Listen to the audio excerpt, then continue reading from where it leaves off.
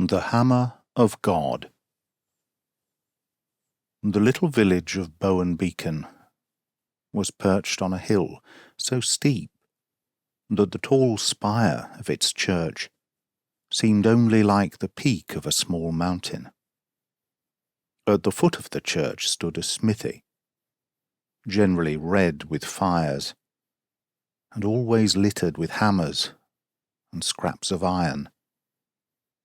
Opposite to this, over a rude cross of cobbled paths, was the Blue Boar, the only inn of the place. It was upon this crossway, in the lifting of a leaden and silver daybreak, that two brothers met in the street and spoke, though one was beginning the day and the other finishing it. The Reverend and Honourable Wilfred Bowen was very devout, and was making his way to some austere exercises of prayer or contemplation at dawn. Colonel, the Honourable Norman Bowen, his elder brother, was by no means devout, and was sitting in evening dress on the bench outside the Blue Boar, drinking what the philosophic observer was free to regard either as his last glass on Tuesday or his first on Wednesday.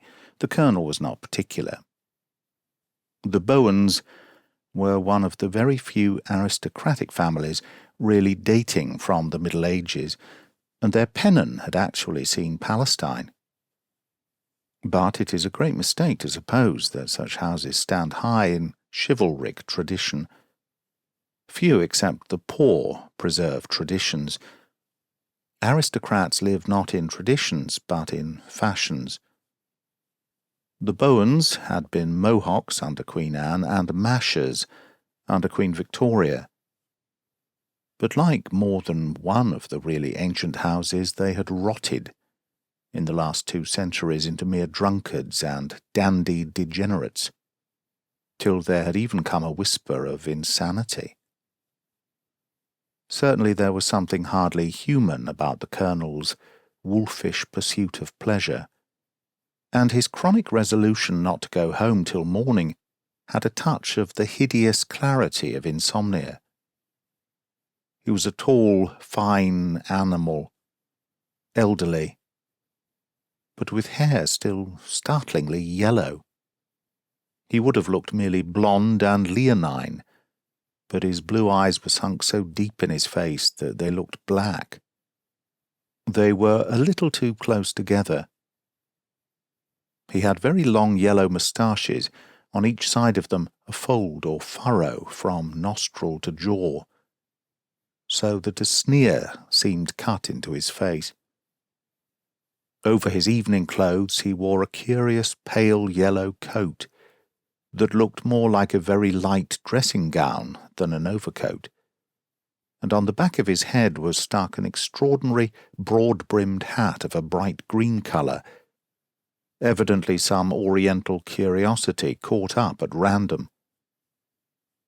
He was proud of appearing in such incongruous attires, proud of the fact that he always made them look congruous. His brother, the curate, had also the yellow hair and the elegance, but he was buttoned up to the chin in black, and his face was clean-shaven, cultivated, and a little nervous. He seemed to live for nothing but his religion. But there were some who said, notably the blacksmith, who was a Presbyterian, that it was a love of Gothic architecture rather than of God, and that his haunting of the church, like a ghost, was only another and purer turn of the almost morbid thirst for beauty which sent his brother raging after women and wine. This charge was doubtful, while the man's practical piety was indubitable.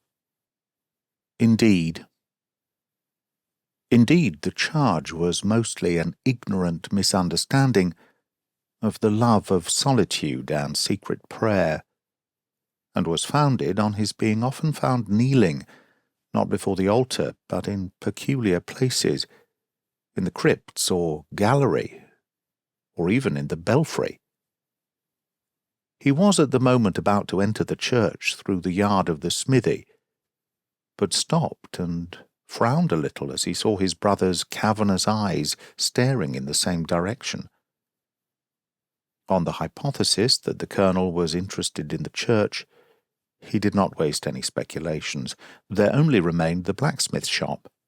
Though the blacksmith was a Puritan, and none of his people, Wilfred Bowen had heard some scandals about a beautiful and rather celebrated wife.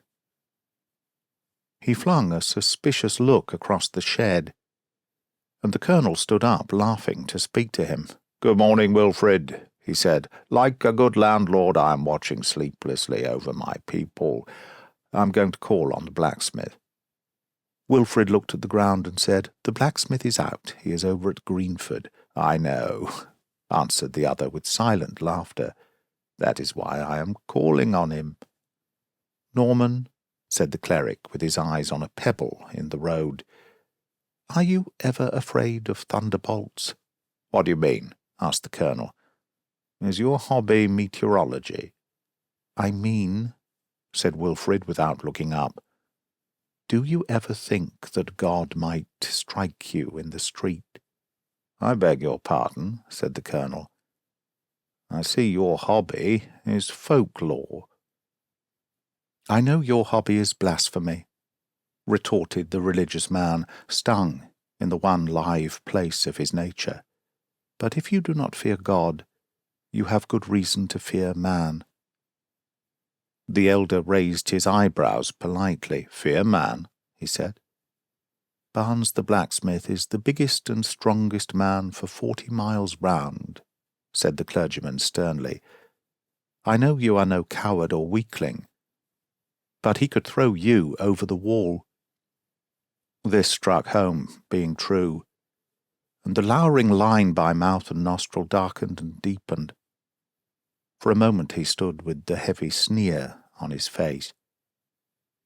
But in an instant Colonel Bowen had recovered his own cruel good humour and laughed, showing 2 dog-like front teeth under his yellow moustache. "In that case, my dear Wilfred," he said quite carelessly, "it was wise for the last of the Bowens to come out partially in armour." And he took off the queer round hat covered with green, showing that it was lined within with steel. Wilfred recognized it indeed as a light Japanese or Chinese helmet torn down from a trophy that hung in the old family hall. "It was the nearest hat to hand," explained his brother airily. "Always the nearest hat. And the nearest woman." "The blacksmith is away at Greenford," said Wilfred quietly. "The time of his return is unsettled." And with that he turned and went into the church with bowed head, crossing himself like one who wishes to be quit of an unclean spirit. He was anxious to forget such grossness in the cool twilight of his tall Gothic cloisters. But on that morning it was fated that his still round of religious exercises should be everywhere arrested by small shocks. As he entered the church, hitherto always empty at that hour, a kneeling figure rose hastily to its feet and came towards the full daylight of the doorway. When the curate saw it, he stood still with surprise. For the early worshipper was none other than the village idiot, a nephew of the blacksmith, one who neither would nor could care for the church or for anything else. He was always called Mad Joe, and seemed to have no other name. He was a dark, strong, slouching lad, with a heavy white face, dark straight hair, and a mouth always open. As he passed the priest, his moon-calf countenance gave no hint of what he had been doing or thinking of. He had never been known to pray before. What sort of prayers was he saying now? Extraordinary prayers, surely. Wilfred Bowen stood rooted to the spot long enough to see the idiot go out into the sunshine, and even to see his dissolute brother hail him with a sort of avuncular jocularity. The last thing he saw was the Colonel throwing pennies at the open mouth of Joe, with a serious appearance of trying to hit it. This ugly sunlit picture of the stupidity and cruelty of the earth sent the ascetic finally to his prayers for purification and new thoughts. He went up to a pew in the gallery, which brought him under a coloured window, which he loved, and always quieted his spirit. A blue window, with an angel carrying lilies. There he began to think less about the half-wit, with his livid face and mouth like a fish. He began to think less of his evil brother, pacing like a lean lion in his horrible hunger. He sank deeper and deeper into those cold and sweet colours of silver blossoms and sapphire sky. In this place, half an hour afterwards, he was found by Gibbs, the village cobbler, who had been sent for him in some haste. He got to his feet with promptitude, for he knew that no small matter would have brought Gibbs into such a place at all. The cobbler was, as in many villages, an atheist, and his appearance in church was a shade more extraordinary than Mad Joe's.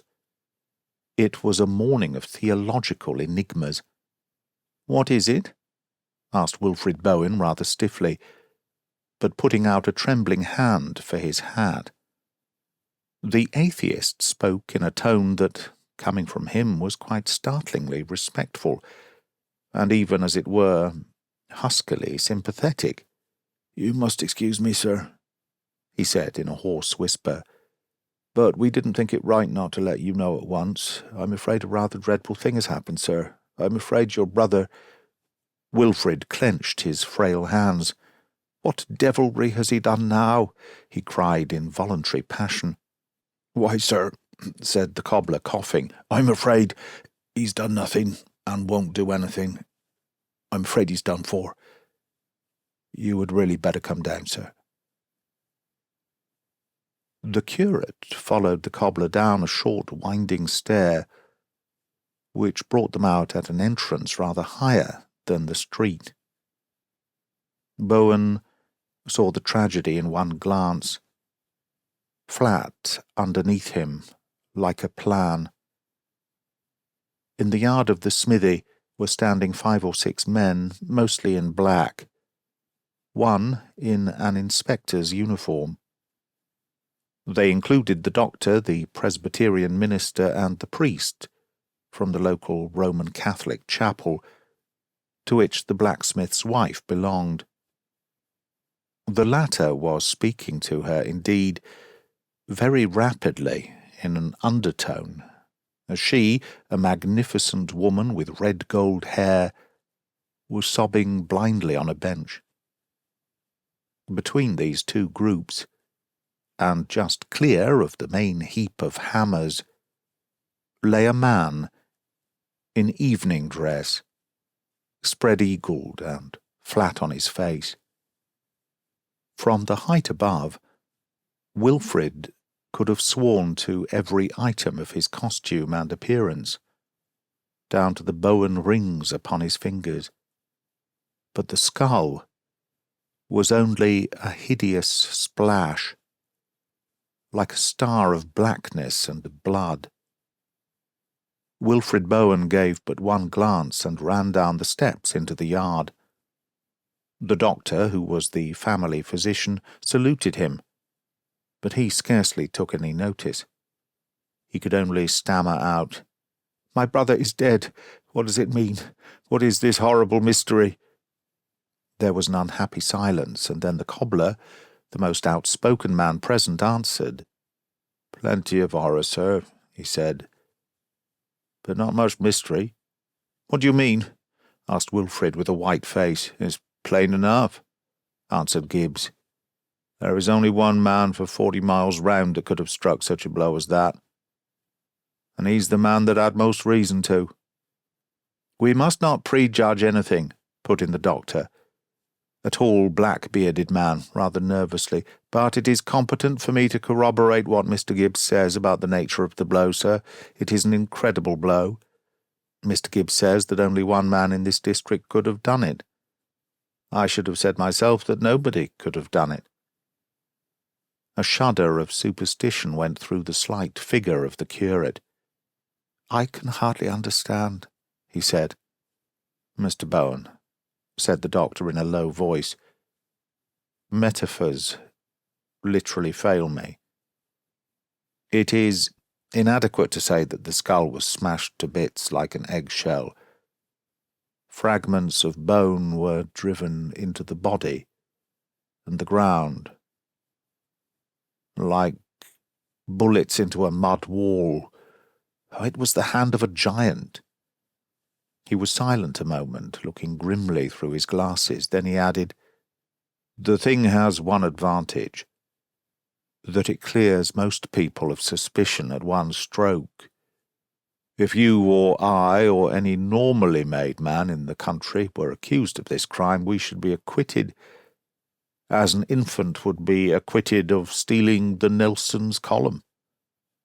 "That's what I say," repeated the cobbler obstinately. "There's only one man that could have done it, and he's the man that would have done it. Where's Simeon Barnes, the blacksmith?"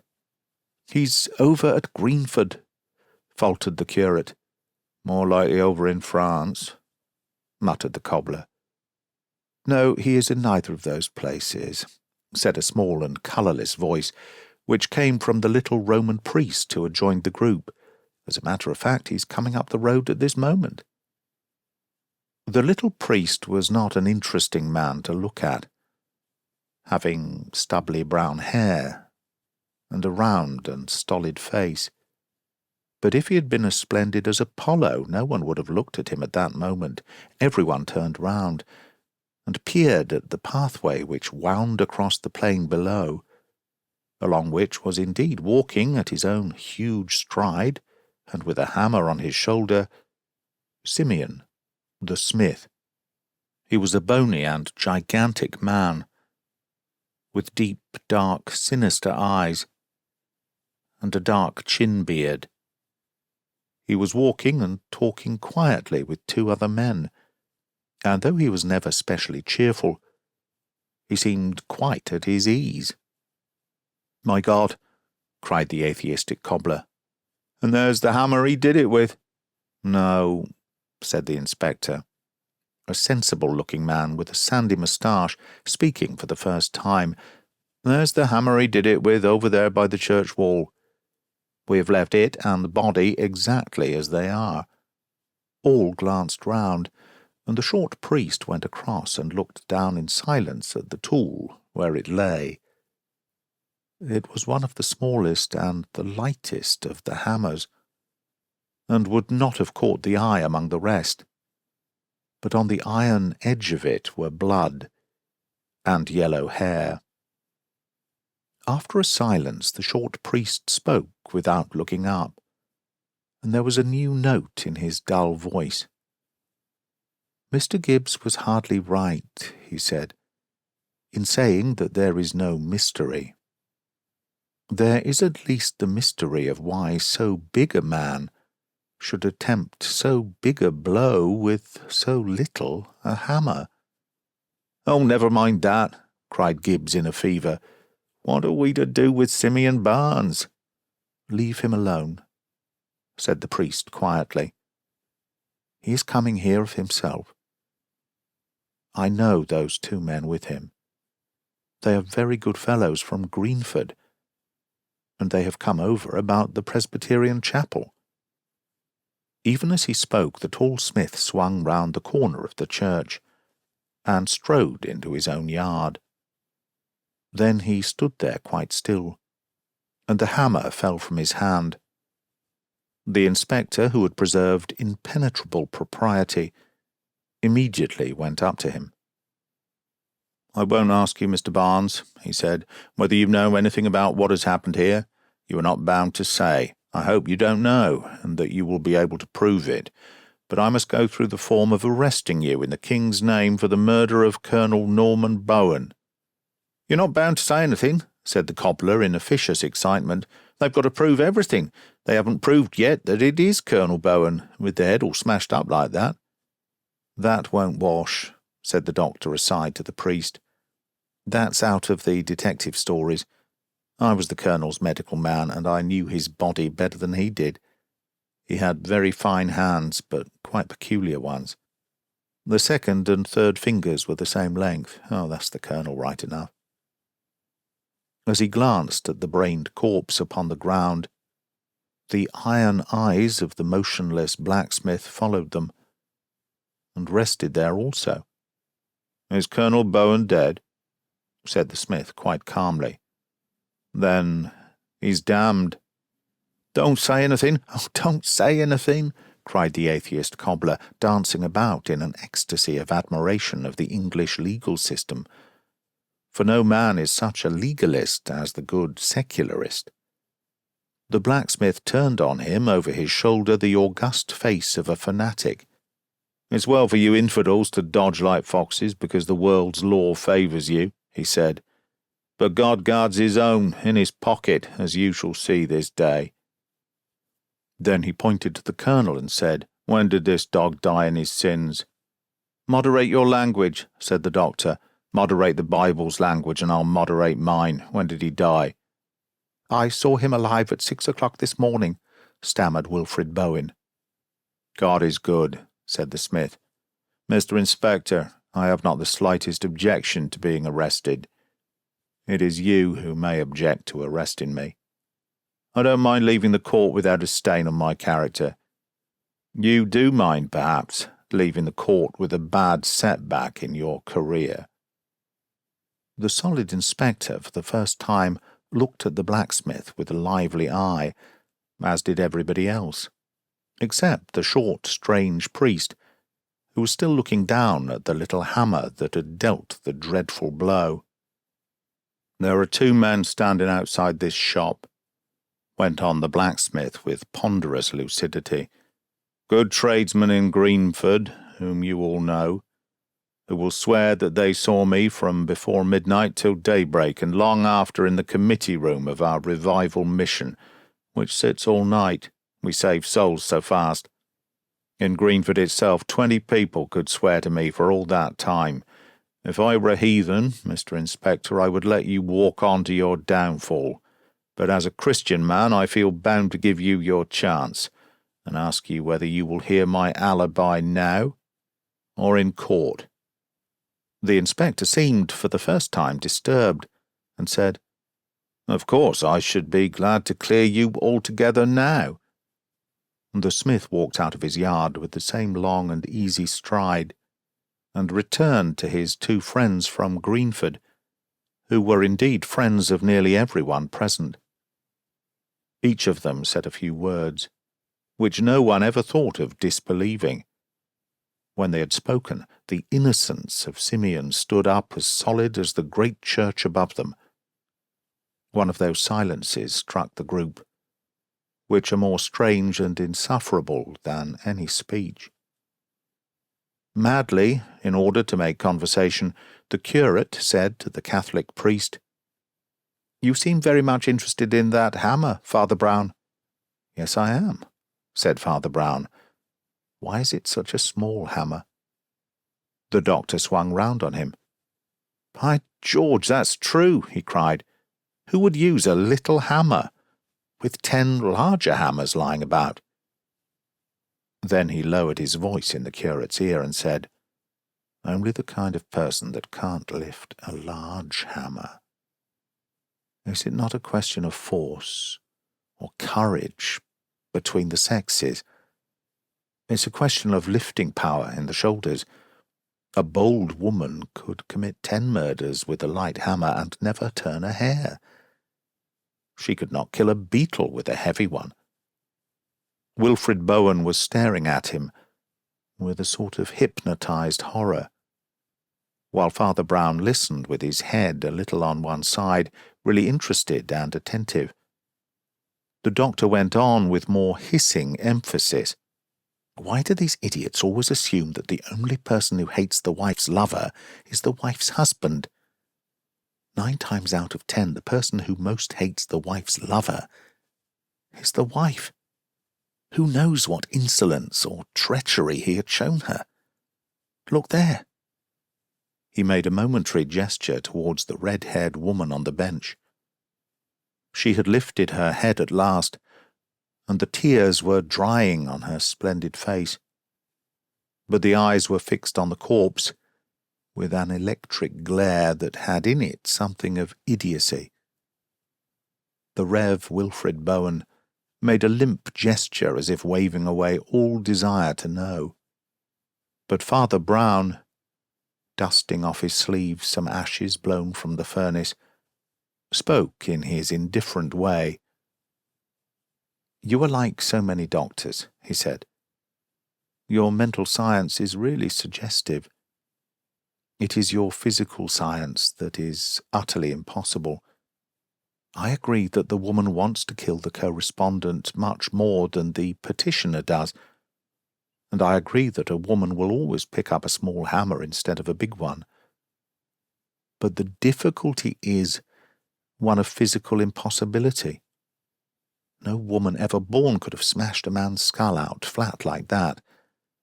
Then he added reflectively after a pause, "These people haven't grasped the whole of it. The man was actually wearing an iron helmet, and the blow scattered it like broken glass. Look at that woman. Look at her arms." Silence held them all up again. And then the doctor said rather sulkily, "Well, I may be wrong. There are objections to everything, but I stick to the main point. No man but an idiot would pick up that little hammer if he could use a bigger hammer."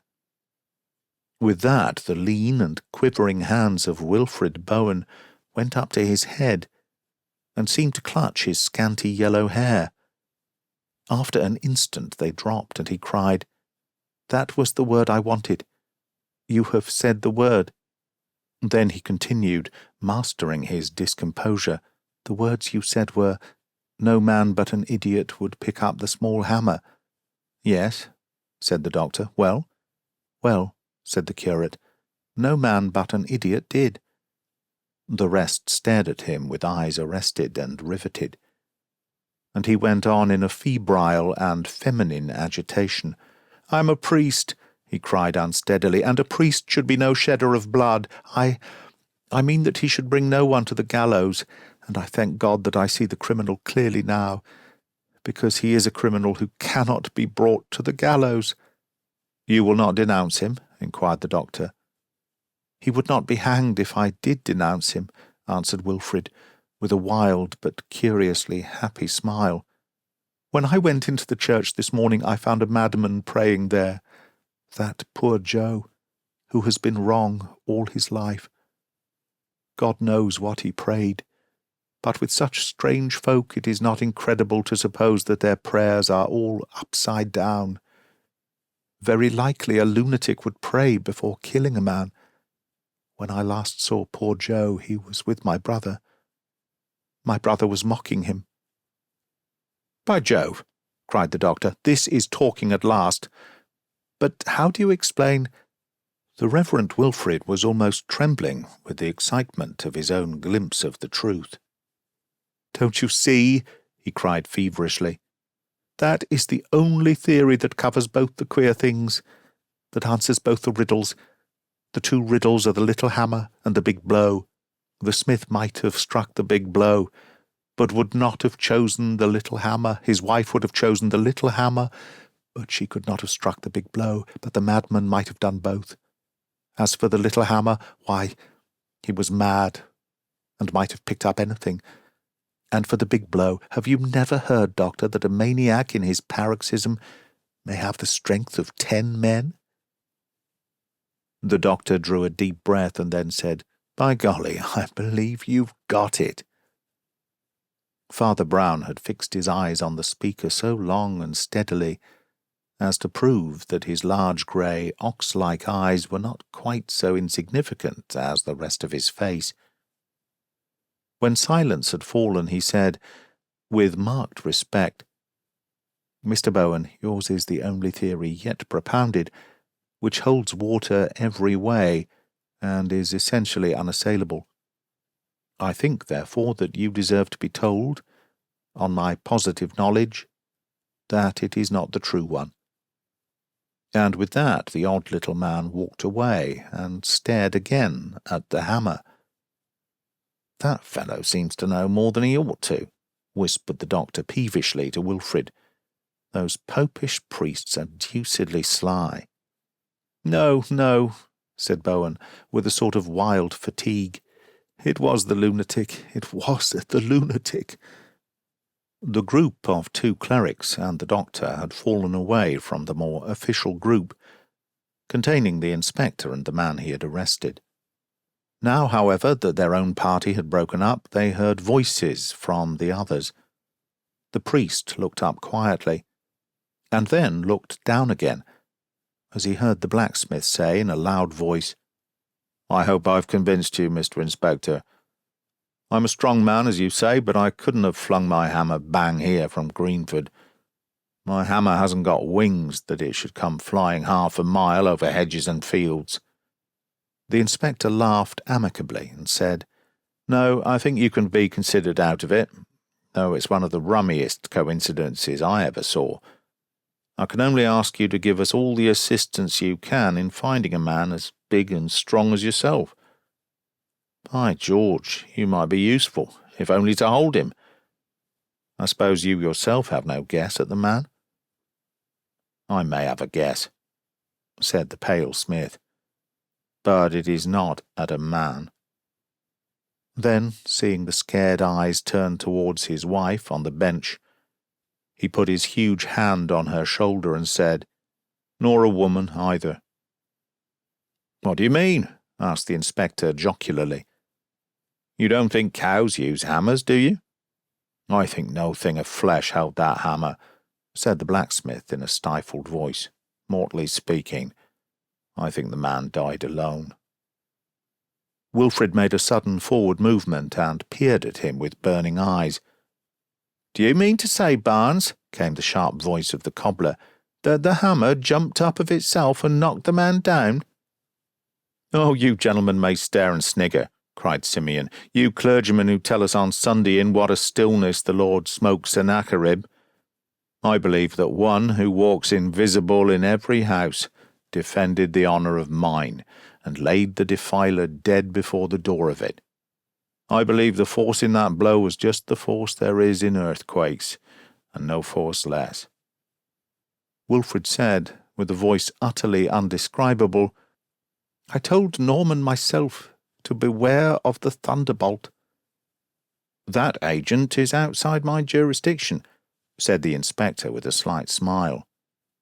"You were not outside his," answered the smith. "See you to it." And turning his broad back, he went into the house. The shaken Wilfred was led away by Father Brown, who had an easy and friendly way with him. "Let us get out of this horrid place, Mr. Bowen," he said. "May I look inside your church? I hear it's one of the oldest in England. We take some interest, you know," he added with a comical grimace, "in old English churches." Wilfred Bowen did not smile, for humour was never his strong point. But he nodded rather eagerly, being only too ready to explain the Gothic splendours to someone more likely to be sympathetic than the Presbyterian blacksmith or the atheist cobbler. "By all means," he said, "let us go in at this side." And he led the way into the high side entrance at the top of the flight of steps. Father Brown was mounting the first step to follow him, when he felt a hand on his shoulder, and turned to behold the dark, thin figure of the doctor, his face darker yet with suspicion. "Sir," said the physician harshly, "you appear to know some secrets in this black business. May I ask if you are going to keep them to yourself?" "Why, doctor," answered the priest, smiling quite pleasantly, "there is one very good reason why a man of my trade should keep things to himself when he is not sure of them, and that is, that it is so constantly his duty to keep them to himself when he is sure of them.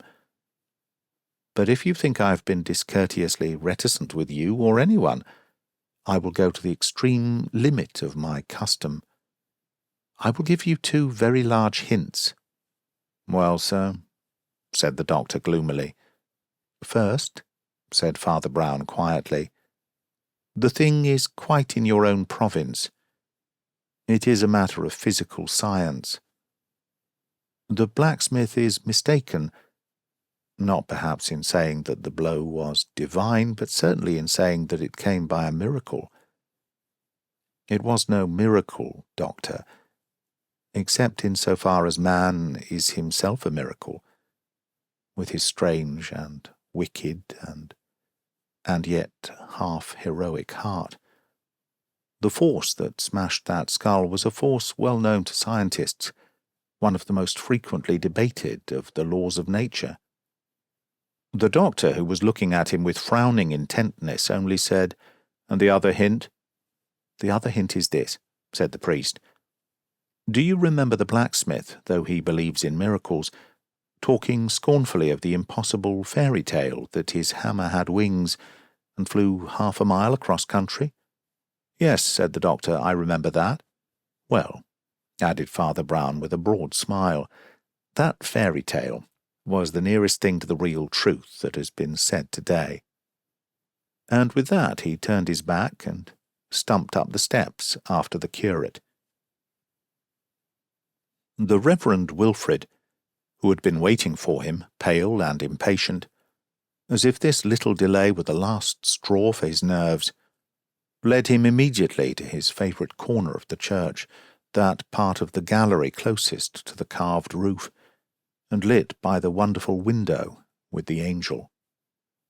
The little Latin priest explored and admired everything exhaustively, talking cheerfully but in a low voice all the time.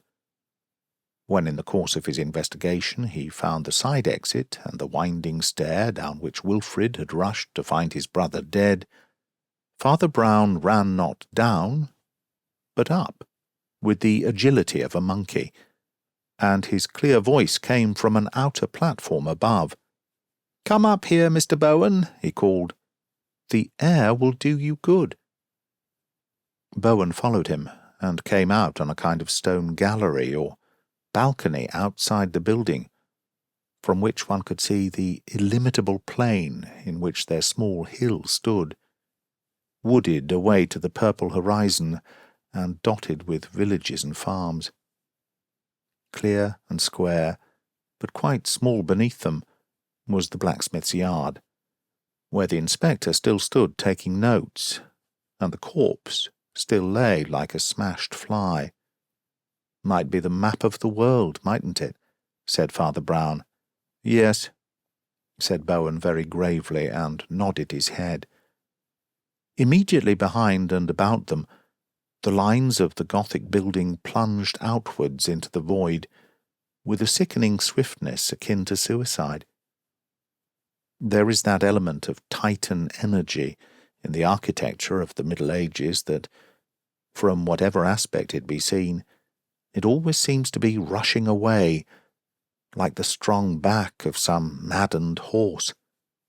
This church was hewn out of ancient and silent stone, bearded with old fungoids, and stained with the nests of birds.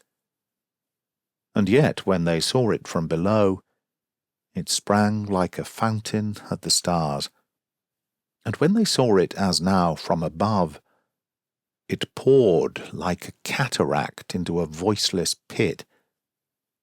For these 2 men on the tower were left alone with the most terrible aspect of Gothic, the monstrous foreshortening and disproportion, the dizzy perspectives, the glimpses of great things small and small things great, a topsy-turvydom of stone in the mid-air. Details of stone, enormous by their proximity, were relieved against a pattern of fields and farms, pygmy in their distance. A carved bird or beast at a corner seemed like some vast walking or flying dragon wasting the pastures and villages below. The whole atmosphere was dizzy and dangerous, as if men were upheld in air amid the gyrating wings of colossal genii, and the whole of that old church, as tall and rich as a cathedral, seemed to sit upon the sunlit country like a cloudburst. I think there is something rather dangerous about standing on these high places, even to pray, said Father Brown. Heights were made to be looked at, not to be looked from.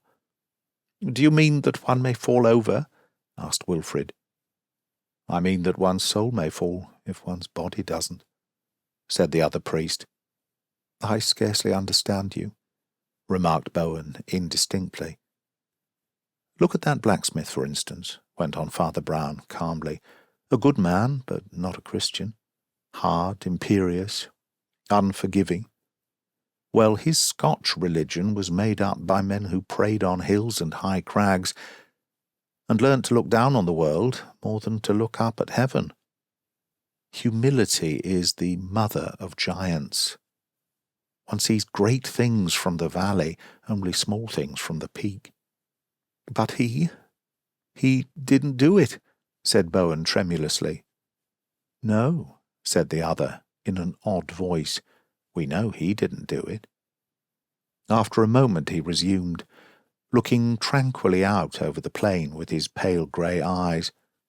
I knew a man, he said, who began by worshipping with others before the altar, but who grew fond of high and lonely places to pray from, corners or niches in the belfry or the spire, and once in one of those dizzy places where the whole world seemed to turn under him like a wheel, his brain turned also, and he fancied he was God, so that, though he was a good man, he committed a great crime. Wilfred's face was turned away, but his bony hands turned blue and white as they tightened on the parapet of stone. He thought it was given to him to judge the world and strike down the sinner. He would never have had such a thought if he had been kneeling with other men upon a floor. But he saw all men walking about like insects. He saw one especially strutting just below him, insolent, and evident by a bright green hat. A poisonous insect. Rooks cawed round the corners of the belfry, but there was no other sound till Father Brown went on. This also tempted him, that he had in his hand one of the most awful engines of nature. I mean gravitation, that mad and quickening rush by which all earth's creatures fly back to her heart when released. See, the inspector is strutting just below us in the smithy. If I were to toss a pebble over this parapet, it would be something like a bullet by the time it struck him. If I were to drop a hammer, even a small hammer. Wilfred Bowen threw one leg over the parapet, and Father Brown had him in a minute by the collar. Not by that door, he said quite gently. That door leads to hell. Bowen staggered back against the wall and stared at him with frightful eyes. How do you know all this? He cried. Are you a devil? I am a man, answered Father Brown gravely, and therefore have all devils in my heart. Listen to me, he said after a short pause. I know what you did. At least I can guess the great part of it. When you left your brother, you were racked with no unrighteous rage, to the extent even that you snatched up a small hammer, half inclined to kill him with his foulness on his mouth. Recoiling, you thrust it under your buttoned coat instead and rushed into the church. You pray wildly in many places, under the angel window, upon the platform above, and a higher platform still, from which you could see the colonel's Eastern hat, like the back of a green beetle crawling about. Then something snapped in your soul, and you let God's thunderbolt fall. Wilfred put a weak hand to his head and asked in a low voice, "How did you know that his hat looked like a green beetle?" "Oh, that," said the other with the shadow of a smile. "That was common sense. But hear me further. I say I know all this, but no one else shall know it. The next step is for you. I shall take no more steps. I will seal this with the seal of confession. If you ask me why, there are many reasons, and only one that concerns you. I leave things to you because you have not yet gone very far wrong, as assassins go.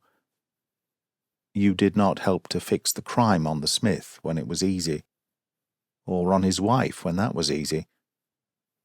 You tried to fix it on the imbecile, because you knew that he could not suffer.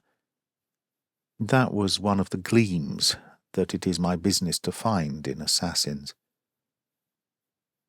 And now come down into the village, and go your own way, as free as the wind, for I have said my last word." They went down the winding stairs in utter silence, and came out into the sunlight by the smithy. Wilfred Bowen carefully unlatched the wooden gate of the yard, and going up to the inspector said, "I wish to give myself up. I have killed my brother."